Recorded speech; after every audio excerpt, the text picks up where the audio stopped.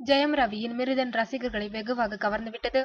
வித்தியாசமான கதையாக இருந்தாலும் சுவாரஸ்யமாக சொல்லிய விதத்தால் மிருதன் ரசிகர்களை கவர்ந்துவிட்டான்.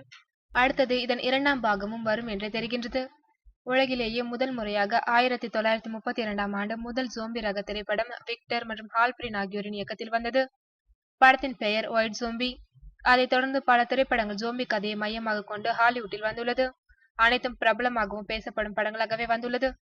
இந்நிலையில் ஜோம்பியை தவிர வரலாறு, சரித்திரம், அதிரடி மற்றும் பேய் என திரும்ப திரும்ப ஹிட் அடித்த நம் தமிழ் சினிமா முதல் முறையாக ஜோம்பி படமாக மிருதனை ரசிகர்களுக்கு கொடுத்துள்ளது. இத்திரைப்படம் தமிழ் ரசிகர்களுக்கு ஒரு புது அனுபவத்தை அளிப்பதோடு இந்தியாவின் முதல் ஜோம்பி வகை திரைப்படம் என்ற பெருமையும் பெற்றுள்ளது. இந்த திரைப்படத்தின் இறுதியில் கதாநாயகன் ஜெயம் ரவி ஜோம்பி வைரஸால் தாக்கப்பட்ட மக்களை காப்பாற்றவும் காதலி லட்சுமி மேனன் மற்றும் தங்கையையும் அந்த ஜோம்பி தாக்காத வகையிலும் பாதுகாக்கின்றார். ஆனால் அதில் அவர் ஜோம்பிகளால் தாக்கப்பட்டு அவரும் ஜோம்பியாக மாறிவிடுகிறார். ஊட்டியில் ஜோம்பியாக மாறியவர் ஒரு பஸ்ஸின் மீது அமர்கிறார். அந்த பஸ் சென்னைக்கு புறப்பட மிருதன் தொடரும் என்று படம் முடிகின்றது. இதனால் மிருதன் 2ஆம் கதை சென்னையில்தான் என்பது உறுதியாகிவிட்டது. ஆனால் ஜோம்பியாக மாறிய ரவியை காப்பாற்ற வரப்போகும் மற்றொரு கதாநாயகன் யார் என்பதுதான் இன்னும் உறுதியாகவில்லை.